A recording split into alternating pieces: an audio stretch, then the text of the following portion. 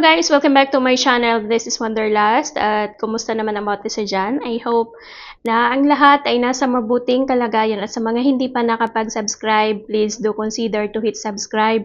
Isama na natin ang bell button para you are kept updated and notified sa next nating mga videos. And for today's video, sa topic natin ngayon, I'm sure na you are quite familiar of this, na hindi naman ito bago sa inyo, sa inyong pandinig kasi sa pag-scroll natin sa SOCMED ngayon, ang dami ng mga babasahin or marami ng mga financial advisor na nagsasabi nito. So, sa akin is just a reminder. Kasi, of course, minsan andyan yung information pero nakukulangan tayo sa execution. So, ayan. So, yung topic natin ngayon is paano nga ba ang paano tayo makapag-save ng pera or paano tayo makapag-ipon? Kung minsan kasi sinasabi natin na marami tayong mga reasons sa ating buhay na kung bakit hindi tayo makakapag-ipon ng pera or hindi tayo makakapagtabi kahit na malaki pang sahod natin or malaki yung income natin. So may mga reasons dyan. Isa sa reasons natin dyan kung minsan, ay tsaka na. O diba, yung procrastination na sinasabi na, tsaka na pag natapos na yung bayarin ko. Okay, kailan matatapos ang bayarin? Alam naman natin na hindi natatapos ang ating gastusin sa buhay. Habang tayo ay nabubuhay, andyan yung gastusin. So, kailan pa yun matatapos tsaka ka mag-ipon? Antayin mo ba bang matapos yung mawalan ka ng source of income or mawalan ka na ng lakas na magtrabaho or mawalan ka na ng means na kumikita ka tsaka ka mag-ipon? So, paano ka pa makapag-ipon nun? So, okay. So, ano nga ba yung mga dapat nating gawin para tayo ay makapag-ipon? Mga simple steps lang ito, guys. I hope na makatulong. Una dito ay kailangan nating i-track yung inflow at outflow natin. Pag sinabi nating inflow, yung lahat na pera na pumapasok sa atin. Lahat na, halimbawa, yung may trabaho ka, source of income mo is yung meron kang trabaho, meron kang business, meron kang mga side hustle. So, lahat na pumapasok na pera sa'yo, dapat nakalista yan. Okay, para matrack mo yung takbo ng pera mo. Kasi baka tinatakbuhan ka na ng pera mo, hindi mo alam. Kaya at the end of the month, malalaman mo na lang ay negative ka pa. So, kailangan mong i-track yung inflow at saka outflow ng pera na pumapasok at lumalabas sa'yo. So, yung outflow is lahat na mga gastusin mo, lahat na lumalabas na pera mo, kung saan mo man yan ginamit. So, dapat merong balancing na nangyayari. So, kailangan mo siyang i-balance kasi pag hindi mo nasusundan yun or hindi mo natatrack ang gastusin mo, yung pasok at labas ng pera mo, wala.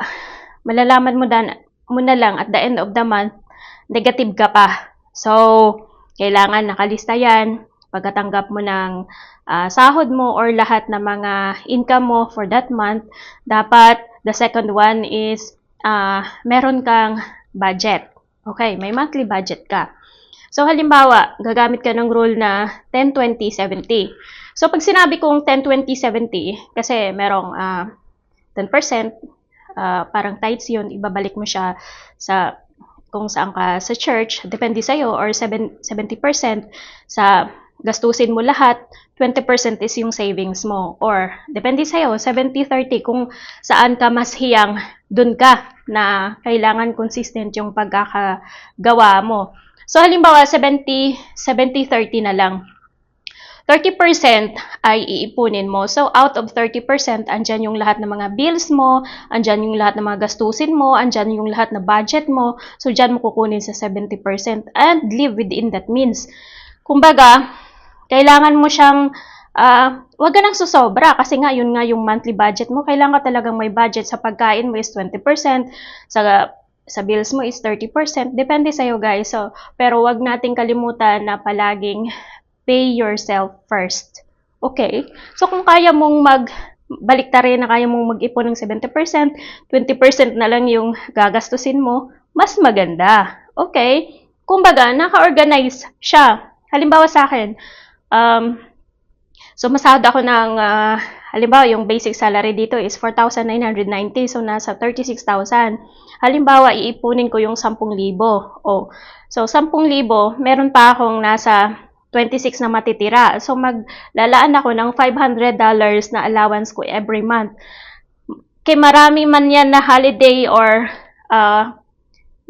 meron akong bibilhin, nasa 500 lang talaga yung budget ko every month para sa aking sarili. So, kung minsan kasi, hindi ko din naman yan nauubos. So, andyan lang talaga ako. Yan lang ang limit ko.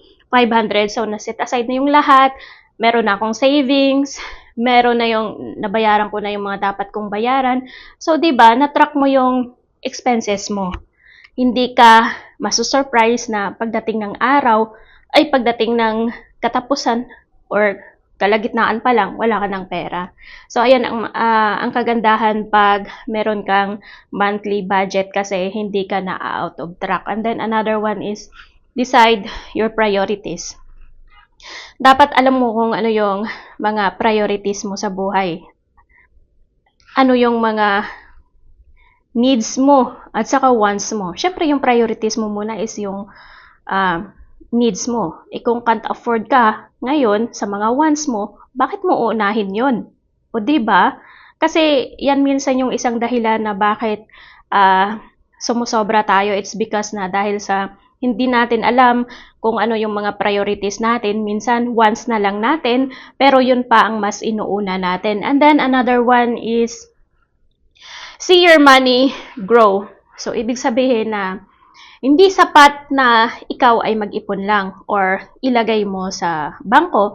Actually, meron naman talagang mga tao na very conservative pagdating sa pag-iipon or pagdating sa investing. Ayaw nila na baka ganito, ganyan. So, wala namang masama doon.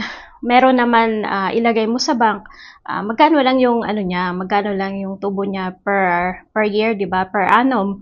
And actually guys, meron namang mga digital bank ngayon na kung saan nagbibigay ng mas higher na interest. Okay, na hindi ganun ka high risk. Gaya sa pag kumuha ka ng mga bonds, kumuha ng vol, yung ganun ba, yung VUL, or meron din namang mag-ask kayo sa bangko kung anong meron na pwedeng paglagyan mo na maging investment vehicle mo. So, kung conservative ka nga, sabi ko, pwede naman sa bangko, as long as tumutubo siya, pero it's only, magkano lang yung per annum na tubo sa bangko. Kaya nga, I recommend, hindi ako nangampanya ha, hindi ako nagano, pero I just recommend yung mga digital bank ngayon, yung mga online digital bank. Marami ngayon kasi merong mga CIMB, yung mga ganyan, or sa Tonic Bank. Mas malaki yung binibigay nila na interest at saka pag sa mga time deposit nila parang nasa 6% or 7%. So medyo mas malaki. Okay? Na low risk, na medyo mas okay yung interest niya kumpara mo talaga sa mga traditional na bank. So ayun guys, it's up to you kung saan mo gustong i-invest yung pera mo. Depende sa pasok sa appetite mo. So, ayun lamang guys. Maiksi lang ito. I hope na nakapagbigay ako ng idea. Kasi, wag nating hayaan na yung perang pinaghirapan natin ay mapupunta lang siya sa wala. Hindi natin namamalayan yung araw. Lalo pa tayong mga OFW. Hindi habang panahon na tayo ay andito or habang panahon tayo ay malakas, we have the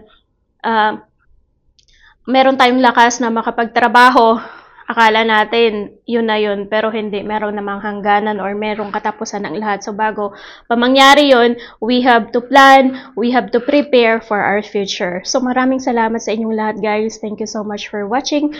Shout out sa inyong lahat dyan. I hope na meron kayong nakuhang idea sa video na to.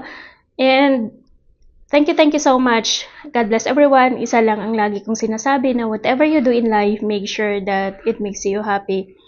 And sa next ko na video, siguro, I will, gagawa ko ng video tungkol sa 5 digital bank na pwede nyong paglagyan na medyo mas higher ang interest. Of course, members sila ng PDIC, kaya safe. Okay, so thank you so much for watching. This is Wanderlust. See you on the next one. Bye!